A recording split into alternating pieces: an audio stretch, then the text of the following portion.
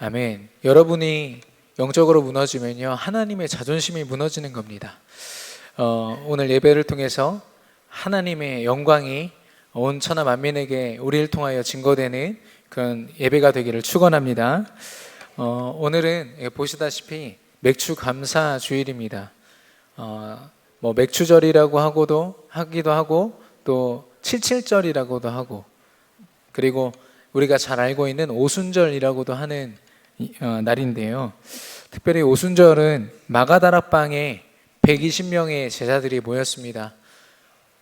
가진 게 아무것도 없고 언약만 붙잡고 모였어요. 오로지 기도에 힘쓰는 그들에게 하나님의 성령이 임했고, 그때부터 그들은요, 더 이상 부족한 자들이 아니라 하나님의 성령을 가지고 그리스도를 증거함으로 로마를 정복하는 그 시작이 되었습니다. 이 맥주절을 맞아 저와 여러분이 성령의 충만함을 받아 그리스도의 증인이 되는 그런 예배가 되기를 축원합니다. 지난 금요일에 되게 기분 좋은 말을 들었어요. 저보고 살 빠졌다 하는 거 있죠. 굉장히 오랜만에 들어서 보니까 솔직히 이렇게 좀 빠진 것 같더라고요. 그래서 집에 가서 옷을 벗고 나니까 다시 실망했습니다.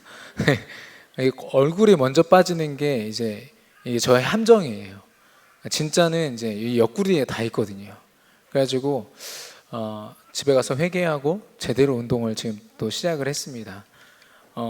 제가 왜 굳이 제 이야기를 하면서 이 얘기를 했냐면, 우리가 예배를 드리면서 말씀을 듣지만 이 천국과 지옥의 그 거리가 14인치다라는 말이 있어요.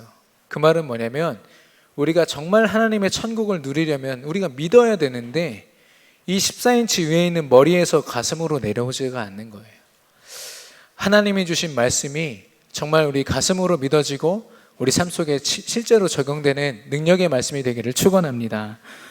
그래서 겉으로 보여지는 것에 속으시면 안 돼요. 정말 나의 중심을 말씀으로 돌아보고 승리하셔야 되는데, 하나님이 저와 여러분을요, 하나님 자녀 삼으셨어요.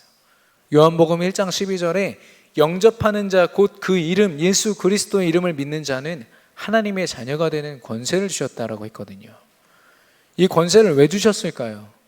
그리스도의 권세로 왜 우리와 함께 하십니까? 왜냐? 우리가 전도자의 삶을 살아야 되기 때문에, 그 권세를 가지고 그리스도를 증거해야 되는 삶이기 때문에 하나님이 그 권세를 주신 겁니다.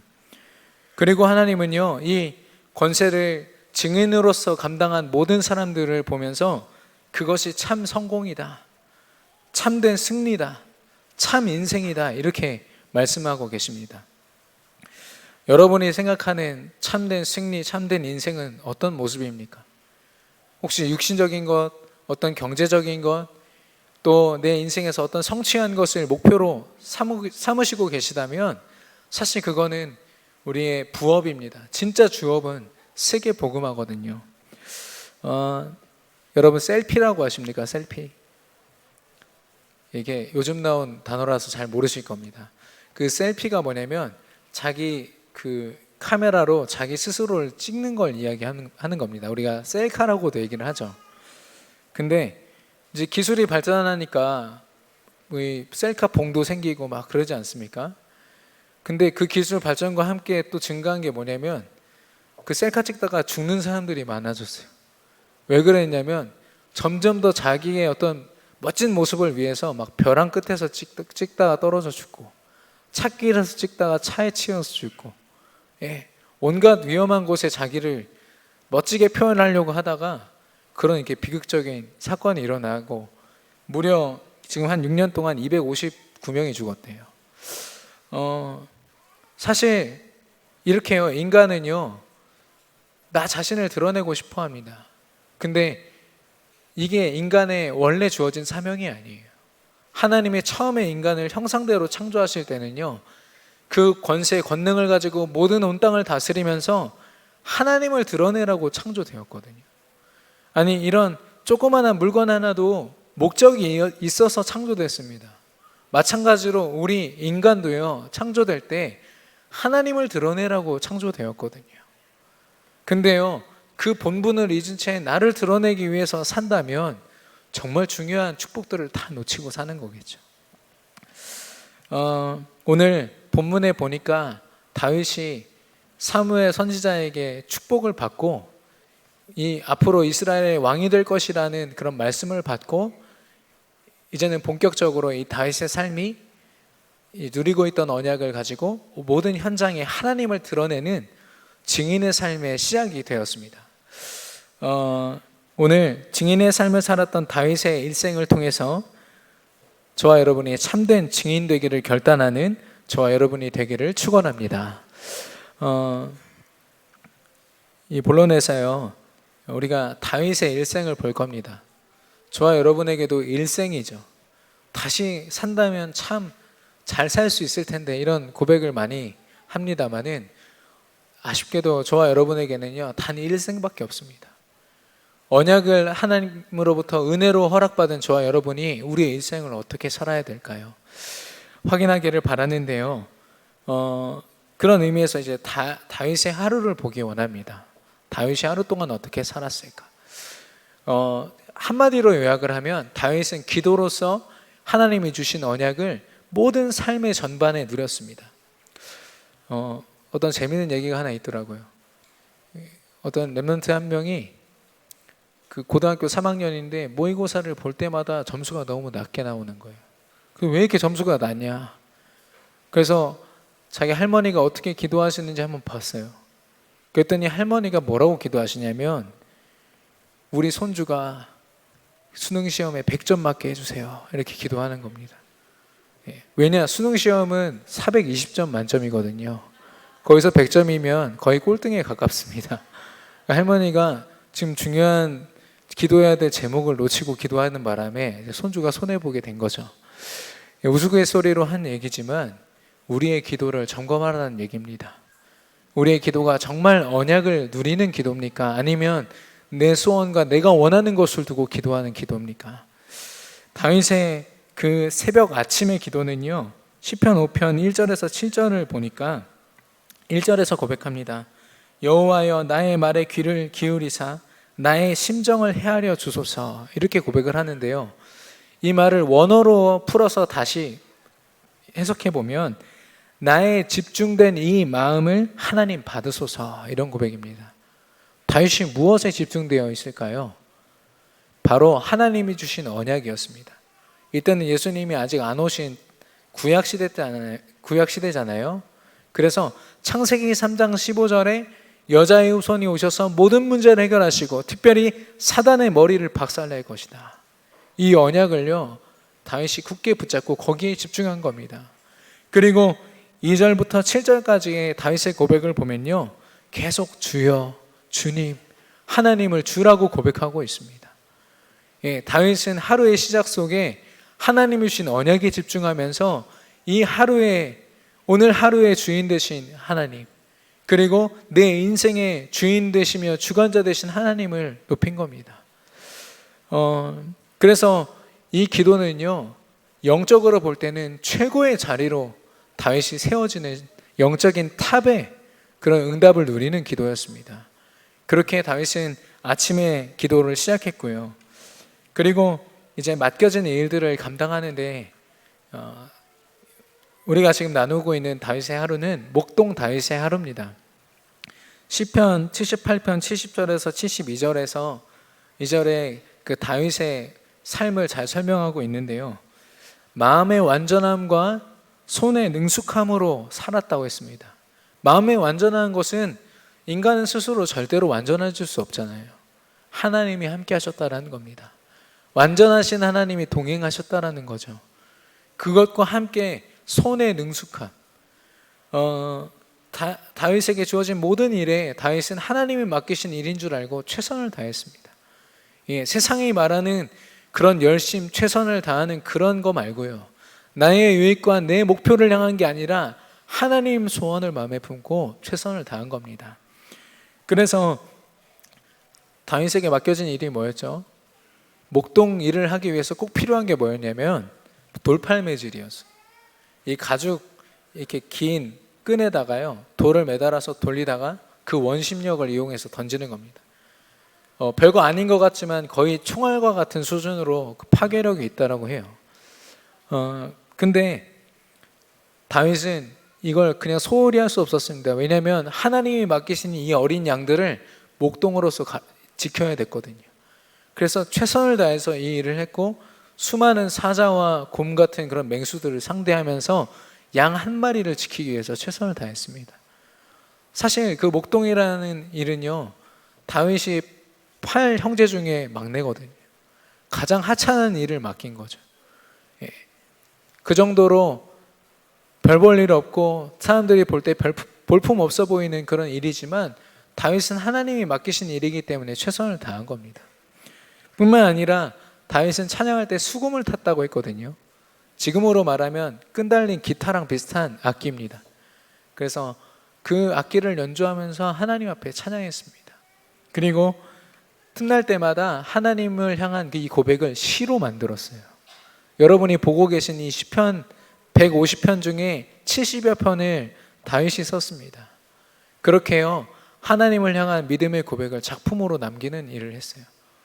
그래서 맡겨진 일부터 취미생활 하나하나가요, 하나님의 언약을 가지고 감당하는 다윗이었습니다. 근데 훗날에 이 돌팔매와 이 수금을 타는 일과 또 시를 쓰는 일이 어떻게 쓰임받았는지 여러분 아시죠? 돌팔매질이요, 어린 양 한 마리를 지키기 위해서 했던 이 일이 결국에는 이스라엘을 지키는 그런 응답으로 연결되었고요. 그리고 이 수금을 타는 찬양이요, 사울 왕에게 들린 악신을 떠나보내는, 쫓아보내는 능력의 찬양이 되었고요. 그리고 다윗이 지은 시가요, 지금까지도 저와 여러분에게 묵상되면서 하나님을 드러내는 작품이 되었습니다. 그러니까 다윗이 살아간 모든 시간들, 언약 붙잡고 살아간 모든 시간들이요, 하나님이 그대로 사용하신 거예요. 그런 다윗의 밤은 어땠을까요? 역시 기도로 하나님 앞에 나아갔는데 깊은 기도를 드렸습니다. 시편 17편 1절에서 5절 보니까 다윗은요, 자기가 하루 동안 싸운 영적인 싸움을 점검하고 있습니다. 원수들을 이야기하면서 하나님, 이 원수들에게 내가 지지 않도록, 당하지 않도록 하나님 나를 지켜주시라고 그 기도를 하고 있고요. 또 마지막 15절에 뭐라고 말하냐면, 내가 깰 때에 주의 형상으로 기뻐하게 하옵소서, 주의 형상으로 만족하나이다, 이런 고백을 합니다. 그 말은 뭐냐면, 깬다는 말은 이제 자겠다라는 얘기죠. 잠에 들면서요, 우리처럼 온갖 근심과 걱정으로 잠 못 드는 밤이 아니라, 또 사랑하는 어떤 사람을 기억하면서 잠 못 드는 밤이 아니라, 하나님 앞에 오늘 하루를 제대로 점검하면서 내일도 하나님의 형상 가진 자, 하나님 자로 승리케 하옵소서, 이런 자신의 정체성을 제대로 고백하고 잠드는 겁니다. 이처럼 다윗의 하루를 보면요, 아침부터 밤까지, 잠에 드는 그 시간까지 계속 그리스도 언약 안에서 살아가고 언약을 고백하고 있는 거 있죠. 저와 여러분의 하루는 어떻습니까? 정말 하나님께 집중되고 하나님 말씀에 집중되어 있습니까? 우리가 제대로 점검해 봐야겠습니다. 다윗과 같이 언약으로 시작하고 또 언약 안에서 맡겨진 그 일에 최선을 다하면서 또 그런 하루를 다시 한 번 더 말씀으로 확인하고 점검하는 저와 여러분이 되기를 축원합니다. 이렇듯 다윗은 말씀 중심으로 살았습니다. 언약을 중심으로 살았는데요, 그 다윗이 왕이 되었을 때 정복 전쟁을 다 감당하고 나서 첫 번째 한 것이 무엇이냐, 하나님의 그 언약궤가 있는 성막을 바라봤거든요. 바로 언약궤를 중심으로 하는, 말씀 중심으로 하는 삶을 이야기하는 겁니다. 사무엘하 7장 1절에서 17절 보니까 이제는 정복전쟁을 끝내고 왕으로서 마음껏 이제 누릴 수 있어요.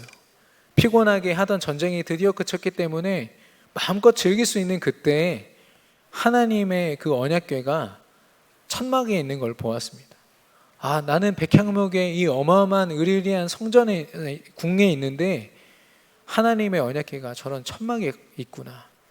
그 탄식으로 하나님 앞에 기도하면서 하나님, 내가 성전을 짓게 하옵소서, 이런 기도로 나아갑니다.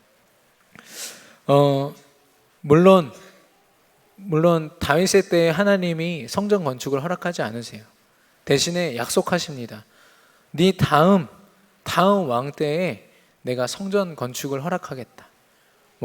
물론 솔로몬이라는 다윗의 아들, 그 이스라엘의 세 번째 왕을 통해서 성전을 하나님이 지으시죠. 그 약속을 이루시는데요. 대신에 다윗은요, 자기가 할 수 있는 성전 건축 준비를 다 마칩니다. 온 세계에서요, 최고로 고가의 가장 좋은 재료를 다 모읍니다. 그리고 그 성전의 설계까지도 완벽하게 다 마치죠. 그 정도로요, 이 다윗은 자기 마음과 중심이 하나님의 언약궤, 하나님 말씀에 있었습니다. 그 중심으로 생각하는 사람이었고요. 두 번째는 전도자의 말씀을 하나님 말씀으로 받았던 사람입니다. 오늘 본문에서 사무엘 선지자가 목동으로 있던 다윗에게 찾아와서 머리에 올리브유 기름을 부으면서 네가 앞으로 이스라엘의 왕이 될 것이다, 하나님이 그렇게 약속하셨다, 그 말씀을 주셨어요. 그때 다윗은 믿었습니다. 하나님이 날 왕 삼으시겠구나. 그래서요, 사실 그 다음 장 17장에서 골리앗과 싸우거든요. 골리앗 앞에 나아갈 때 다윗이 몸에 갑옷도 걸치지 않고 무기도 갖추지 않았지만 돌팔매 하나 가지고 나왔거든요. 그렇지만 다윗은 알고 있었습니다.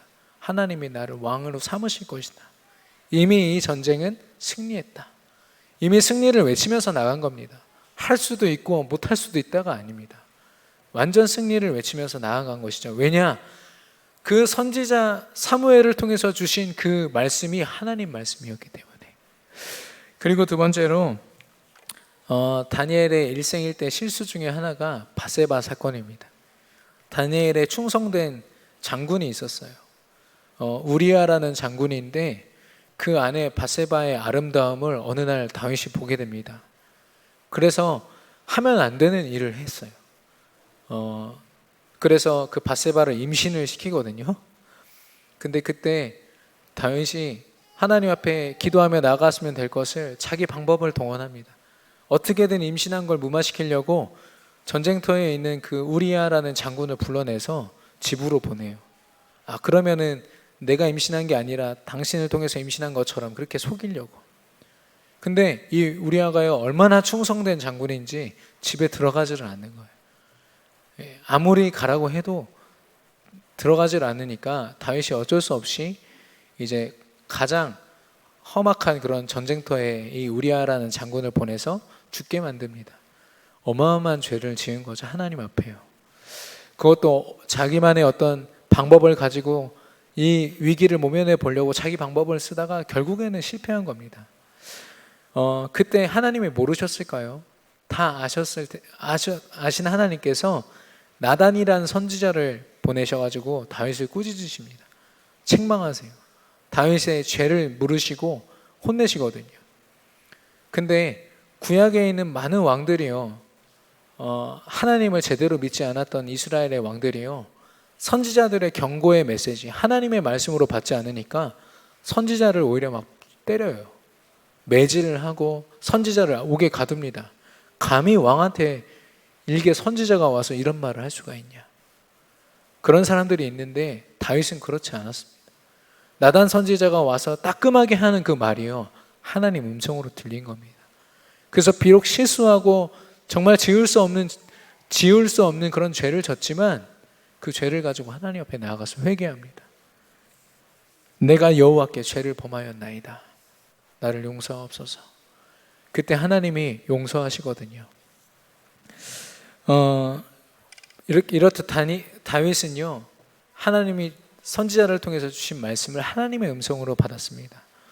저와 여러분에게도 우리 담임 목사님을 통해서 강단 말씀을 주시고 오늘도 하나님이 부족하지만 저를 이 자리에 세우셨는데요, 하나님이 여러분에게 늘 하시는 말씀이 무엇입니까? 우리는 하나님 자녀이고 세계 복음화할 증인이다. 여러분 정말 믿으십니까? 우리의 능력 때문이 아니라 하나님 말씀이기 때문에 성취될 줄로 믿습니다. 하나님의 말씀으로 받을 수 있는 그런 은혜와 지혜가 저와 여러분에게 허락되기를 축원합니다. 그리고 이런 믿음을 가진 다윗에게도요, 문제와 위기가 있었고, 특별히 다윗의 인생에는요, 원수가 그렇게 많았어요. 자기 아들 압살롬을 비롯해가지고 사울 왕이 자기를 죽이겠다고 계속 쫓아오거든요. 근데 그 위기를 위기로 봤다면 다니엘은 아마 세상에서 가장 비참한 왕이었을 겁니다. 왜냐? 왕이 되는 그 순간까지도, 또 왕이 되고서도 계속 도망 다녔거든요. 근데요, 그 위기를 위기로 보지 않았고, 문제를 문제로 보지 않았고, 원수를 원수로 보지 않았습니다. 하나님이 주신 언약 말씀으로 보았거든요. 먼저 시편 23편 1절에서 6절, 우리 잘 아는 구절이죠. 여호와가 나의 목자시니 내게 부족함이 없으리로다. 그가 나를 푸른 초장에 누이시고 쉴만한 물가로 인도하시는도다. 이 고백을 언제 했는지 아십니까? 원수에게 쫓겨서 당장 오늘 내일 언제 죽을지 모를 때 이런 고백을 했습니다. 둘 중에 하나죠. 미쳤거나 진짜 믿었거나. 제가 볼 때는 후자입니다. 정말 하나님을 믿었던 것이죠. 나는 당장 죽을 수도 있지만 이 순간까지도 하나님은 나와 함께 하신다. 이 고백을 한 겁니다. 그리고 시므이라는 그런 부하가요, 도망가는 다윗을 계속 쫓아오면서 계속 욕을 하는 거 있죠. 비난을 하고 조롱을 하고, 그때 다윗 옆에서 함께 하고 있던 아비새라는 장군이요, 얘기합니다. 저 개 같은 놈 목을 칠까요? 성경에 분명히 나와 있습니다. 제가 한 욕이 아닙니다. 그 정도로 시므이가 욕을 했다는 거죠. 근데 그때 다윗이 고백합니다. 그냥 내버려둬라. 하나님이 그렇게 하시는 거다. 자기 감정에 따라서 움직이지 않았습니다. 또 한 명의 원수가 누구냐? 사울 왕입니다. 그 다윗이 골리앗을 치고 나서 그때부터 이 사울 왕이 다윗을 질투하기 시작했거든요. 그때부터 죽이려고 끊임없이 쫓아왔는데, 그 와중에도 다윗에게 사울 왕을 죽일 수 있는 그런 기회들이 있었거든요. 근데 그때 다윗이 뭐라고 고백했는지 보시면, 하나님이 기름 부어 세우신 이 하나님의 종을 내가 함부로 해할 수 없다라고 얘기합니다. 당장 칼을 들고 있고 내 앞에 원수 같은 사울 왕이 있지만 내가 이를 칠 수 없다. 왜냐? 하나님이 세운 하나님 사람이다. 자기 감정대로, 자기 뜻대로, 자기 유익을 위해서 움직인 것이 아니라 말씀을 중심으로 움직였기 때문입니다. 또한 이제 사울 왕이 결국에는 비참하게 죽게 되거든요.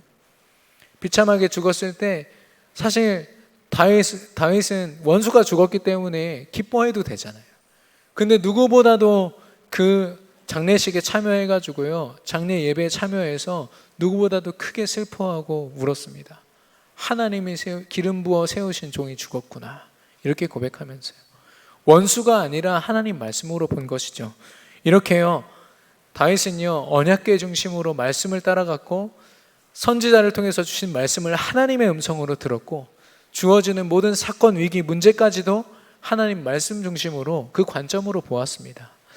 저와 여러분에게 말씀 중심으로 살 수 있는, 그 예배 중심으로 살 수 있는 그런 믿음이 허락되기를 축원합니다.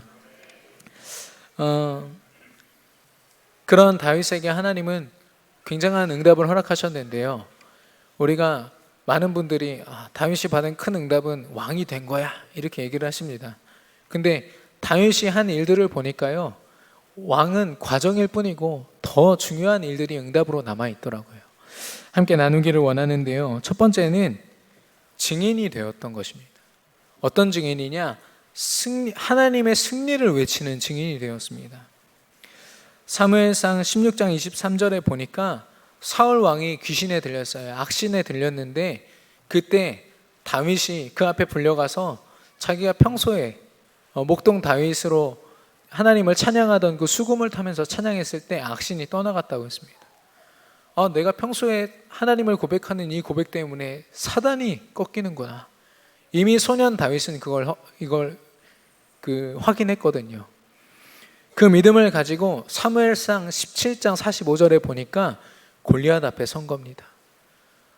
그때 다윗의 고백이 뭡니까? 너는 칼과 단창으로 나오지만 나는 만군의 여호와 이름으로 나왔다. 너는 내 손의 밥이다. 이런 고백을 합니다. 믿음의 고백을 했습니다. 다른 사람들처럼 갑옷을 가지고 다른 것을 의지하지 않고 만군의 여호와 이름만 의지하여 나갔거든요. 근데 그 자리에서요, 영적으로는 어떤 일이 일어났냐? 대진표가 바뀐 거예요.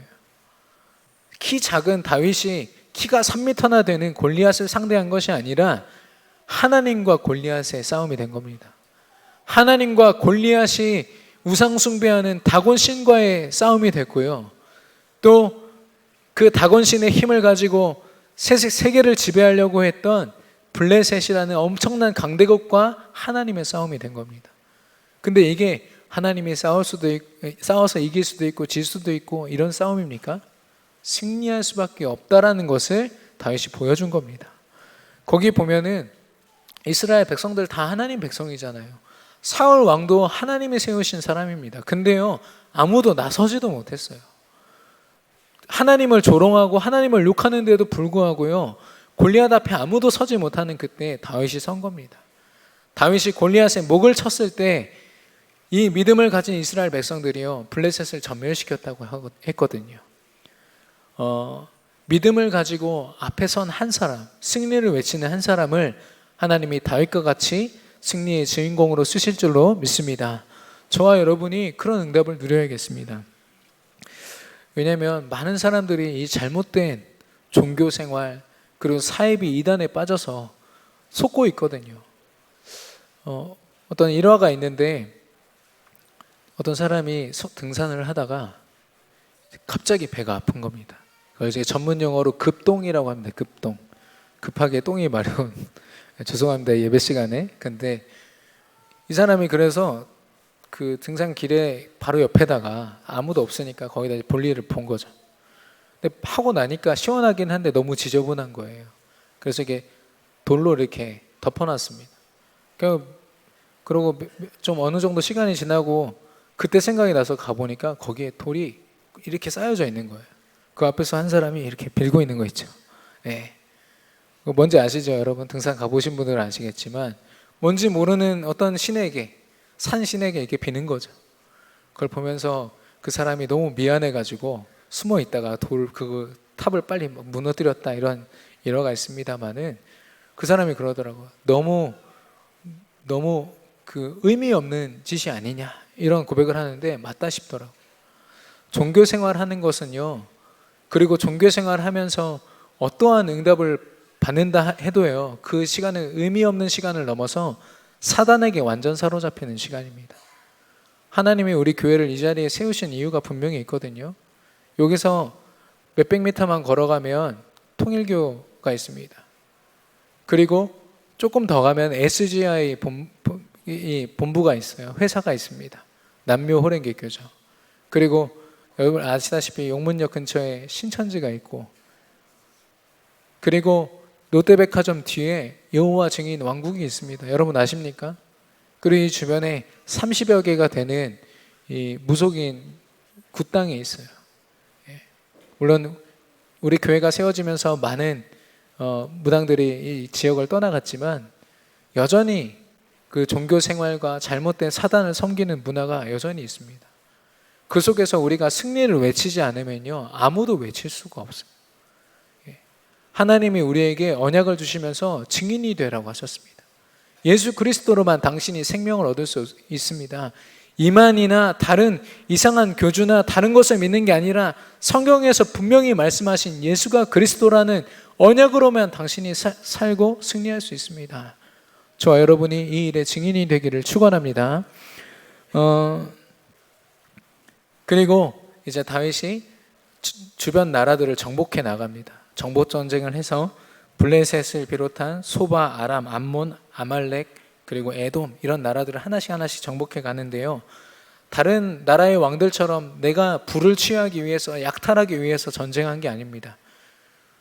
하나님의 나라를 위해서, 하나님 나라 확장을 위해서 가는 곳마다 다윗이 정복한 나라는요, 하나님을 인정할 수밖에 없어요. 우상이 완전히 다 무너졌습니다. 다윗의 정복 전쟁은요, 하나님이 허락하신 이 믿음을 전포하는 증인의 전쟁이었습니다. 그리고 이 다윗은요, 언약의 유산을 남겼는데요, 처음에 아까 말씀드린 것처럼 하나님 앞에 성전 건축을 하고 싶다라고 말씀을 하나님 앞에 기도했을 때 하나님이 다윗에게는 그 지을 수 있도록 허락하지 않으시거든요. 근데 축복을 하십니다. 뭐라고 하냐면 사무엘하 7장 12절에 보니까 내 수완이 차서 내 조상들과 함께 누울 때에 내가 내 몸에서 날 내 씨를 내 뒤에 세워 그의 나라를 견고하게 하리라 라고 했습니다. 그 말은 뭐냐? 네 다음 너 네 아들이 왕이 되면 내가 그 왕을 너 때문에 내가 축복하겠다. 보니까요, 솔로몬이 축복받은 게 아니라 다윗이 축복을 받은 거 있죠. 다윗이 이미 솔로몬을 위한 축복을 다 예비한 것입니다. 저와 여러분이 언약 제대로 붙잡잖아요. 우리만 잘 되는 것이 아니라, 우리만 형통한 것이 아니라 우리 후대들까지도 그 축복을 누리게 될 줄로 믿습니다. 그래서 이 다윗은요, 남은 평생을 너무나도 기쁨으로 성전 건축을 준비했어요. 완벽한 설계와 또 그 제도를 준비했습니다. 그리고 열왕기상 2장 1절에서 3절 보니까 마지막으로 죽기 직전에 솔로몬 그 다음 왕을 불러놓고 이야기합니다. 여호와의 율법을 지켜라. 하나님의 언약을 전달했습니다. 그 마지막에 하고 싶은 말이 얼마나 많겠어요. 아들 솔로몬 왕에게요. 근데 언약을 전달했습니다. 저와 여러분이 언약의 유산을 남기는 귀한 증인들 되시기를 바랍니다. 그리고 세 번째로 이 엄청난 다윗도 실수를 했는데 크게 두 가지 실수를 했거든요. 근데 이 실수까지도 하나님이 진실된 절망을 하게 하셨어요. 진실된 절망이 뭡니까? 낙심하고 포기하고 무너지란 말이 아니라 나는 절대 불가능하구나를 깨닫는 것입니다. 다윗은요, 내가 왕이지만 내가 절대 불가능하구나, 하나님을 의지해야겠구나, 이 믿음을 가지고 승리했습니다. 첫 번째는 아까 말씀드린 밧세바 사건이거든요. 밧세바를 볼 때 자기 눈으로 보고 아름다움을 취했어요. 그리고 내가 왕이기 때문에 가질 수 있어라고 가졌습니다. 창세기 3장과 6장과 11장 그 모습이 그대로 있죠. 나 중심, 눈에 보이는 물질 중심, 성공 중심의 그 마음을 가지고 마치 하나님 안 믿는 사람처럼 그렇게 행동한 겁니다. 어마어마한 죄를 졌는데요, 그 시간에 하나님께 다시 회개를 하면서 회복되어지죠. 그리고 진실된 절망을 가지고 하나님 앞에 다시 하나님의 주인 되심을 고백합니다. 근데 하나님이 참 특이하신 게, 재밌으신 게, 밧세바와의 불륜으로 난 아들이 바로 솔로몬입니다. 부정한 그런 관계 속에 낳은 아들이지만 언약을 고백하는 다윗의 그 마음을 하나님께서 아시고 솔로몬을 그 다음 왕으로 세우시는 거 있죠. 우리가 생각할 때 최악의 상황, 또 우리의 잘못된 삶들 하나님께서 돌보시면 축복이요 발판이 될 줄로 믿습니다. 그리고 이 다윗이 어느 정도 정복 전쟁에 승리했을 때 인구 조사를 합니다. 사무엘하 24장 10절에 보니까요, 24장 10절에 보니까 그 다윗이 자기가 이제 어느 정도 정복 전쟁을 했기 때문에 군사가 얼마나 되는지 한번 자기 부를 확인하고 싶었던 거예요. 그래서 사람들한테, 이제 부하들한테 숫자를 세봐라 이런 얘기를 하거든요. 근데 사실 내가 얼만큼 가졌고 내가 얼마나 유능하고 이런 것들을 확인하는 것은 하나님 보실 때 무익한 일이거든요. 그래서 다시 한번 하나님 앞에 꾸중을 듣고 책망을 받고 회개하게 됩니다. 회개할 뿐만 아니라 그 사무엘하 24장 25절에 보니까 회개하면서 다시 한번 하나님 앞에 예배하며 나아갑니다. 주인 되신 하나님을 고백하는 거죠. 그래서요, 이 다윗이 왕이 된 그 자체가 응답이 아니라 다윗의 응답은요, 언약을 붙잡고 모든 곳에 증인으로 서는 것, 그리고 언약을 붙잡고 이것을 유산으로 남겨서 후대에게 전달하는 것, 그리고 언약을 붙잡았기 때문에 실수와 잘못된 그 죄악까지도 하나님의 말씀으로 발판 삼고 다시 한 번 더 승리의 기회로 삼는 것. 다윗은 이런 축복을 누렸습니다. 저와 여러분이 언약을 제대로 붙잡고 다윗과 같이 승리하기를 축원합니다. 이렇듯 다윗은 단 한 번의 일생을 살면서 언약으로 매일같이 하루를 보냈습니다. 그리고 이 언약을 중심으로 우선순위가 뭔지를 분명히 알았고 자기가 왕이 된 그 순간에도 하나님의 일을 위하여 헌신했습니다. 그리고 다윗이 받은 응답은 언약으로 말미암아 주어진 것들이었죠. 그래서 언약을 빼고는, 이 말씀을 빼고는 다윗의 일생을 설명할 수가 없는 겁니다. 저와 여러분의 인생이 언약으로 말미암아 승리하는 인생 되기를 축원합니다. 결론입니다. 이런 다윗과 같은 인생이 되기 위하여서, 전도자가 되기 위하여서 우리가 점검해야 될 중요한 부분이 있는데요, 바로 중심입니다. 사무엘상 16장 7절에 보니까 하나님은 그 사람의 외모와 신장을 보지 아니하시고 그 사람의 중심을 보신다고 했거든요. 외모를 보고 또 신장을 보신다면 저와 여러분 구원 받을 수 있을까요? 일단 저는 구원 못 받을 것 같습니다. 외모는 조금 되는 것 같은데 죄송합니다. 근데 신장이 안 돼, 키가 안 돼서 이제 구원 못 받을 것 같거든요. 근데 감사하게도 하나님은 중심을 보신대요. 예. 저와 여러분의 중심 마음속에 정말 하나님이 담겨 있고 하나님의 소원이 담겨 있습니까? 일주일을 살아가는 저와 여러분 마음속에 내 생각, 내 방법, 내 인생의 경험들이 있습니까? 아니면 하나님 주신 강단의 말씀이 있습니까? 이 중심을 제대로 확인해야겠습니다. 이 중심은요, 다른 게 아니라 곧 하나님과의 친밀도를 이야기합니다. 그리고 이 중심이 있어야만 하나님 말씀 앞에 복종하면서 지난주에 우리 강단에서 선포하신 그 노아와 같이 말도 안 되는 방주를 짓는 일, 세상 사람들이 조롱하는 일을 하나님 말씀이기 때문에 감당했거든요. 이 중심이 있어야만 하나님 말씀대로 살 수 있습니다. 저와 여러분이 이 그리스도의 중심을 가지고 승리하게 되기를 축원합니다. 그리고 주업과 본업을 구분할 수 있어야겠습니다. 저와 여러분이 지금 어떤 직업을 가지고 나름대로 하나님이 맡기신 일들을 하고 계시죠. 근데요, 하나님이 우리에게 원하시는 일은 우리가 어떤 직업적으로 승리하고 또 성공하고 경제적으로 부유해지고 또 우리 자녀가 잘 되고 이게 아닙니다. 그건 다 도구이고 과정일 뿐이고 진짜 하나님의 소원 목표는 뭐냐? 세계 복음화입니다. 땅끝까지 이 천국 복음이 증거되는 그날 끝이 오리라. 우리에게 분명한 목표가 주어졌거든요. 세계 복음화가 저와 여러분의 주업이 되기를 축원합니다. 우리가 잘 되기 위해 사는 것이 아니라 하나님의 소원을 위해서 사는 것이죠. 그때 모든 다른 것들은 하나님이 따라오는 응답으로 허락하실 줄로 믿습니다. 언약을 붙잡은 다윗 때문에 이스라엘 나라 전체와 또 다윗의 아들 솔로몬 그때까지도 하나님이 이스라엘을 축복하셨습니다. 다윗 한 사람의 그 일생에 붙잡은 언약 때문에 저와 여러분이 붙잡은 언약으로 말미암아 우리 자신과 또 우리 후대와 우리의 모든 현장이 이 축복을 누리게 되기를 축원합니다. 증인으로 승리하시기 바랍니다. 기도하겠습니다. 하나님 아버지 감사합니다. 맥주 감사절인 오늘 성령으로 충만하게 우리에게 역사하사 전도자의 일생을 살도록 인도하여 주시옵소서. 다윗과 같이 하루의 시작에 예수가 그리스도 되신 그 언약, 나의 주인 되시며 나의 그리스도 되심을 고백함으로 우리의 주업이 세계복음화임을 날마다 고백하는 인생 되게 하여 주시옵소서. 또 내게 맡겨주신 일을 믿음 안에서 잘 감당하게 하시고 또 밤에는 깊은 기도를 통해 하나님을 주인으로 나의 정체성을 고백하게 하여 주시옵소서.